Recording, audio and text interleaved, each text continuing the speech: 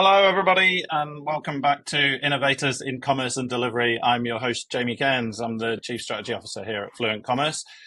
Today, delighted to be joined by Josh Rich. He's the Ecom Operations Lead at Freedom Furniture, market leading furniture and homewares retailer here in Australia. But I think he'd probably do a better job of introducing both himself and the company than I ever would. So, Josh, welcome. Maybe you could just give a bit of a background to yourself and Freedom for everyone who's listening. G'day, Jamie. Good to be here, mate. Thank you for having me on. Really appreciate it. As you alluded to, my name's Josh Rich. I'm the Ecom Operations Team Lead at Freedom Furniture, a market-leading retailer for furniture and homewares in Australia. We've been going on near on 40 years, or a bit over 40 years, sorry.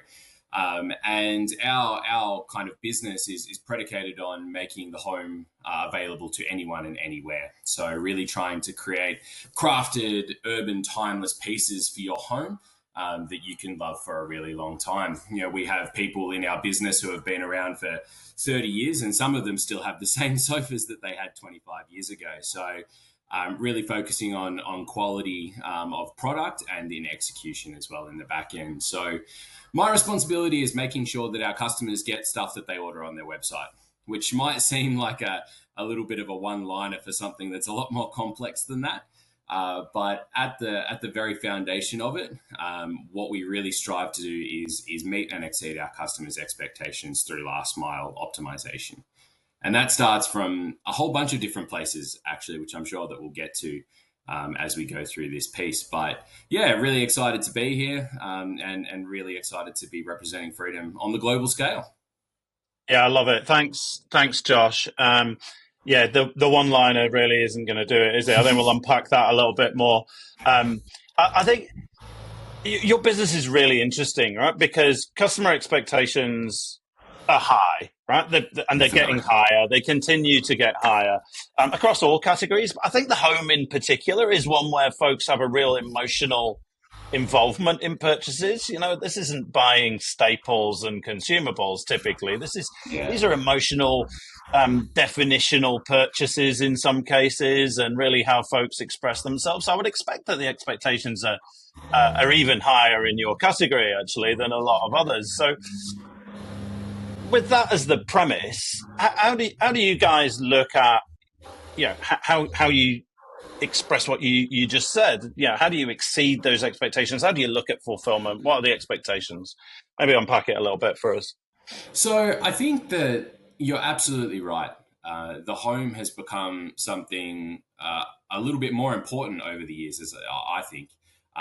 We've always had in Australia, at least, we've always had a real kind of feel of house proudness and being proud of when people walk into your house and they see your furniture and it's well laid out and, you know, it meets their design aesthetic and all of these kind of things. But I think that kind of was put on steroids in COVID when people were spending a lot of time in their homes. And like most furniture retailers, I assume around the globe, saw a real uptick in people wanting to refresh their home. People that had their sofa for 10 years going, well, you know what, I'm spending all of my time in my home now. So let's, you know, go out and have a look for a new piece of furniture, whether it's a sofa or a table or a coffee table or a new bed or all of these kind of things. So during those periods, our business really kind of capitalized on that.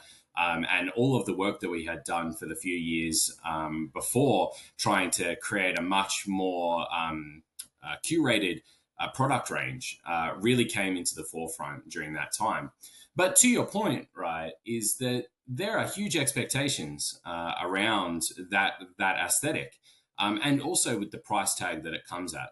You know, we're not talking about $10 pasta from your local supermarket. We're talking about $8,000-9,000 pieces of furniture. And so along with that comes the expectation of quality, of service, of execution, of delivery. And all of these things kind of need to come together in order to exceed your customers' expectations. And I think that this starts from the foundation of your e-commerce and retail strategy. So Freedom is an omni-channel business. So we operate 47 storefronts in Australia, along with our e-commerce platform as well. We're completely agnostic as to who and why they go and shop with us, as long as they are shopping with us. whether or not that's online or in store. So we need to make sure that all of the good work that our store people are doing out there, informing our customers of how this is going to fit into their living room and if it's going to fit through their door, what the product's warranty is, what it feels like, all of these kind of very visceral things that we don't have in the e-commerce. So the starting point is making sure that when customers enter our website, that they can find the goods that they're looking for, and they can get enough information and digest enough information for them to be confident in purchasing that item. Whether or not this is from dimensions, fabric types, origin of make, so where it was actually made, lead times, all of these things are equal to the purchasing stream, right? And so once that happens, we then need to make sure that we're getting the customers the goods in the time frame that they expected, and it's what they ordered. If you get variance in color is probably a really big one for us. So if you've got a leather sofa that might be slightly different brown because the tanning is different and each piece is unique, trying to explain this to customers is really difficult, right? So how do we make sure that we're getting the wording right to begin with, so that when something does get delivered into their home, that it's what they're kind of expecting? And from an execution perspective, it's really important that we're making sure that we're uh, getting all of our product to the customers at any one given time. And this is a really, really important part for fulfillment, or the last mile. Because whilst you can have the most beautiful website with all the digital marketing to push customers onto your website, if you're not showing them all of your products, or if you're not showing them all of the beautiful images that you've got, and if you don't have inventory sitting in the right places, this really kind of falls down. And so having a robust system in the back end to be able to serve these customers and put together the kind of touch and feel marketing stuff, along with the physical, let's actually get this to the customer. That's what Freedom has done a really big job in focusing on in the last 2 years, is trying to stick those two together. Freedom's had absolutely no problems in writing sales and get people in the door and whatnot. But how do we actually get that to the customer? How do we enable our international shipping? How do we get things on containers? And how do we then get it into our customer's home? And that's been underpinned by technology. Actually getting the right technology partners, the right stack on our website, and in our stores to really enable a much more lightning quick fulfillment from our centres all around Australia. Yeah, you are absolutely to be congratulated. And no surprise, you've been riding a revenue wave. The product range is fantastic. The experience on the website is fantastic. So yeah, to be congratulated on that. And it you kind of alluded to it, right? It's a bit of a different battleground. Not that the demand creation is not a battleground, but as supply chains have got more efficient globally, um, international purchasing is a lot easier than before, and a lot faster than before. So that increases the amount of competition for you. I know in certain categories of your products, big and bulky, that's diminished somewhat, but still, if somebody wants to order a cheap table from China today, it's possible, and it doesn't Definitely. take too long. So that competitive environment is probably exacerbated somewhat. Um, how do you see the role of that fulfillment? You talked about last mile a little bit a minute ago. How do you see that kind of availability and fulfillment space being a competitive ground that you operate in? How do you approach it? Yeah, so I think the fulfillment space, or the last mile, has been revolutionized by Amazon. No shock there, right? Their delivery proposal and their accuracy, and their ability to deliver on their promises is second to none, right? They spend a truck ton of money on that every year to make sure that that is their point of difference. And, sometimes Amazon is not the cheapest alternative, but that if you order it and it says it'll be at your house next day by 9 p.m., it's going to be there next day by 9 p.m. And that's really hard to compete with at a cost base, right? When you look at Amazon making billions and billions and billions of dollars in a year, um, a lot of retailers can't compete with that. And so, in my opinion, I know this is going to sound a little controversial, but I actually don't think you can compete with that, or you should compete with that, unless you're willing to put your money where your mouth is. Everyone has the dream of being able to order a vase at 9 a.m. in the morning and have it at midday. But the reality is that they don't want to pay $35 to have that delivered when they could go and buy the exact same vase on Amazon, or maybe not the exact same vase, but a similar vase on Amazon and have it same day for free. Right? Commercially, that doesn't stack up for a lot of businesses.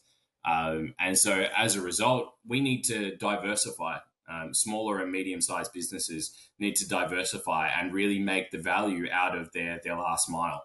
And you can do that through quality, right? So whilst it may not necessarily be the cheapest, what you can do is create white glove services. Make sure that your tracking is absolutely top notch. Partner with the right couriers and with the right fulfillment specialists to make sure that the experience that they have when the parcel gets to their door is a good one. Because I don't know about everybody else listening to this podcast, but a few weeks ago I had a delivery, and it wasn't a breakable one, but the bloke was standing on the footpath and threw it at the door, which is probably about 3 or 4 meters, and it was only a satchel, but it made the loudest thud on my door.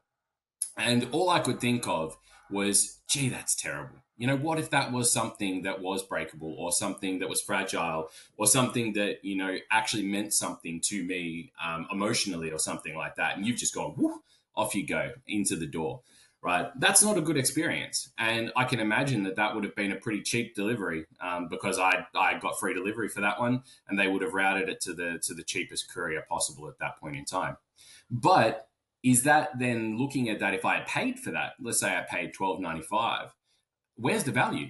What have I paid $12.95 for? I've just covered your cost of sending a crappy courier to my door. But what can we do to change that? What can we do to make this a more romantic and intimate experience for our customers when they receive it? And it comes in nice packaging. The courier rings the door and actually hands it over to you. You get up-to-date tracking from start to finish that's accurate, that doesn't have events missing, that maybe is a little bit reasonable of a price. So if you gave me the option of paying $14.95 for that kind of a delivery or $10 for the other, I'm probably taking the better delivery. However, I also think I might be in the minority in that space. But what I'm getting to is trying to think about ways that you can create a value proposition for your delivery. Maybe it's carbon offset. Maybe it's sustainable packaging. Trying to take your fulfillment and looking at your product range and going, what suits that? Maybe if you're selling, 50-cent lollies or something like that, maybe it doesn't matter. But in our space, in homewares and furniture, when people are spending $500 on homewares that might be, 4 candles, that's a bit over the top, but you get the picture. Why shouldn't they have a more premium service in line with their expectations of what they're actually getting? I love that. I've recently been renovating my house and doing a bit of online shopping and deliveries, and really, it is obvious those that have invested in that delivery experience being an extension of the brand proposition, and those that have not. Yeah. And it's meaningful because, as you said, it doesn't matter what the amount. Maybe it does matter what the amount is, but over a certain threshold, let's say, it's a reasonably significant investment, particularly in your category, and it's something you probably put a great deal of thought into, and you care how it arrives to you. I totally get it. That comes at a cost, though, Josh. Right? So Sure does. you leading the operations function would feel that that tension, right, between a premium service or an enhanced service and the cost that comes with that, the customer's propensity to pay. How do you look at um, making that area of the business wash its face, not cost too much? How do you view that extension of brand experience on that last mile? I presume it's not a profit center, but how do you view its role in the overall margin of your transactions? Yeah, so I think that what we need to do is first of all understand that it's never really going to wash its face. We can do everything we want to, but because we have free delivery promotions throughout the year, our loyalty members get free delivery over $100. So this vastly increases the amount that we're going to be down on these deliveries. However, from an optimization perspective, this is where it becomes crucial to be understanding your fulfillment and your fulfillment centers and reducing the amount of cost that you can shell out, purely because that if you're sending it from further away, it's going to cost more, right? And Freedom has, as I said, 47 fulfillment centers across Australia. So we operate a micro fulfillment model where all of our stores fulfill. And this is great for inventory weight because we don't keep any of our homewares items in our distribution centers for distribution. They come directly out of our stores, which allows us to be a lot more local to the customer. Now, despite this, we're still seeing that a lot of our items are traveling interstate, or a lot of our items are coming from really strange locations, purely because we need to do the work from a replenishment standpoint to make sure that we're fulfilling from the local fulfillment center. And where I'm getting to with this is that whilst you're not going to be able to completely mitigate the cost of that delivery, of upgrading to a more premium service, what you can do is mitigate the amount that it's going to cost you. So instead of spending $40 on a delivery coming from Queensland to New South Wales, maybe you're only going to spend 19 from New South Wales to New South Wales. Or you can then get more couriers and different couriers, white glove couriers that are, mum and dad experts in the local area, to be able to deliver it local to local for $25, or an Uber driver or something along those lines, which gives you cost efficiencies from a return standpoint, but is not going to be too ridiculous by taking into consideration massive fulfillment distances. And that's where we've tried to focus our efforts, is reducing our total cost by managing our fulfillment centers and our inventory that is available at those locations to kind of mitigate the overall cost to the business. Well, a little birdie tells me that you're doing a pretty good job of that. I think you're taking a more sophisticated approach than a lot of folks into, how do I fulfill? It used to be the case, a few years ago, that it would be considered smart fulfillment to fulfill from the closest store, should that inventory be available in that local store. I think there's a lot more to it than that, isn't there? You want to Yeah, look at replenishment rates and sell through rates in those locations, and cost to replenish, yeah, its definitely. distance from the distribution center, and so forth. So, yeah, tip of the hat to the fact that you've really lent into the data available to you to make those more sophisticated decisions. And I guess it's refreshing to hear you talk about the fact that, it's not going to wash its face. Let's just make sure that we're making the best customer experience possible and have it not impact margins as much as if we didn't lean into it. So I think there's a lot of folks that maybe aren't as transparent as that, Josh. So I appreciate that. How do you go about doing that? Just to kind of go down another level, right? There's a lot of data available, and I know it's a passion of yours. How do you go about decision making in terms of fulfillment? Let's stay focused on fulfillment for a second. How do you go about decision making as to how you determine, where, if I've got an order that I've put a great deal of thought into, it's valuable to me, it's valuable in terms of dollars. How do you go about deciding how you're going to fulfill that for me? Yeah, cool. So we have a bit of secret sauce here at Freedom, and not to be too pointy on it, it's our order management system. So our OMS has been a revolutionary tool for us. To give you a slight history on what I'm about to talk about, Freedom's come from the Stone Age of technology. Before 2020, when we completely respec'd our website, we were in the wastelands. Man, it was not ideal. And then we brought in a completely big new tech stack, underpinned by SAP Hybris, and putting in Fluent Order Management System in there as well. And this gave us a lot more control over what we wanted to do and how we wanted to offer items to our customers, and being able to give that real-time inventory on our website and the routing to say what is available to a customer and what's not available to our customer. Now, without going through the enormous logic that is our OMS fulfillment logic, the general premise is that we allow all of our inventory to be available to our customers on a few provisos. Now, one of the first ones is what is the minimum amount of fulfillments that we can fulfill this from, right? So if we had 4 items, where can we fulfill it in full?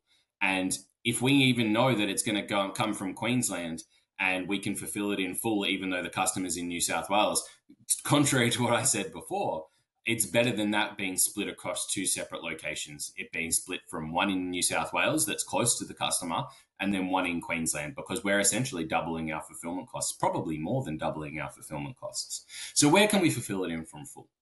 And then one of the next pieces is, if we are going to split it, how much money are we actually going to make on this order?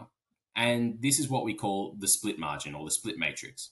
So we know that if we had 4 cups, as an example, which is a relatively normal purchase for Freedom. Now, if that was going to come from 4 different locations and our average cost to fulfill might be, say, $15, let's say, that we're going to pay, and each store only has one of those cups in stock. So if that customer really wants to order 4 cups, we're going to have to send it 4 from 4 different stores to the customer. And an average fulfillment cost of $15, we've got a $60 cost for 4 cups that cost $2.50 a piece. Do the math on that, right? Mm-hmm. So that's not a transaction that is good for anybody. One, you're going to get 4 separate deliveries. Most likely one of it's going to get broken. One of it may get lost. Customer ends up with 2 cups when they wanted 4. Freedom's lost a whole bunch of money on it, had to replace 2 more cups or refund the customer, and just everything's bad. It just goes down a spiral and it gets worse and worse and worse. So is that a transaction that Freedom really wants to do? Nah, not really. So what we need to do is, with our split margin, we set out a specific point in time and say, okay, we want to know that we're going to actually make money on this purchase. And if we're not going to, then we're not going to offer that as a purchase for our customer. So dynamically on our website, we have a specific number that says once it gets to this point, then it can split, which is, say, double the profit margin of that product, so that we know that when it splits, it's essentially like it's 2 separate orders. But if it doesn't hit that threshold, then it doesn't split, and we don't even allow the customer to make that purchase. However, conversely on this point is, let's say that the customer ordered 2 rugs, right? Everybody talks about splits as the boogeyman, and that, you should never split and it should always be one transaction and blah, blah, blah. But what happens if somebody orders $2,500 rugs and it costs, I don't know, $100 to send that rug out at a 65 margin? I don't really care where that comes from. That could come from China or New Zealand or India. Doesn't matter. If it's going to cost me $100, that's a good transaction for everyone. The inventory is available to the customer. They can order it knowing that we have the entire nation's worth of stock that we can deliver to them. Freedom makes money. Customer gets their things. Everybody's happy.